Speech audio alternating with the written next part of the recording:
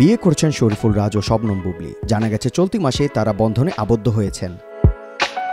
পরিমণিকে ভালোবেসে বিয়ে করেছিলেন রাজ। কিছুদিন যাওয়ার পর তাদের সংসারে দেখা যায় চরম অশান্তি। এর মাঝে তাদের কোলজোড়ে পুত্র সন্তানের আগমন ঘটে, কিন্তু পরিস্থিতি স্বাভাবিক হয়নি। ফলে 1 বছর যেতে না যেতেই গত বছর সেপ্টেম্বরে কাগজে কলমে তারা আলাদা হয়ে যান।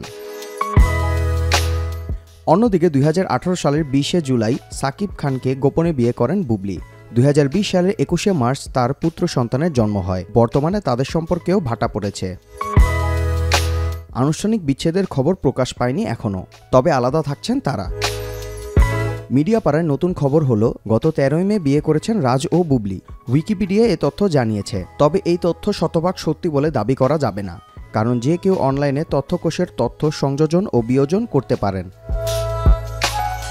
সম্প্রতি মুক্তি পাওয়া দেয়ালের দেশ নামে একটি সিনেমায় অভিনয় করেছেন রাজ ও বুবলি। তাদের অভিনয় প্রশংসাও হয়েছে। চারপাশে গুঞ্জন, এই ছবিতে অভিনয়ের সূত্র ধরেই অনেকটা কাছাকাছি আসেন তারা।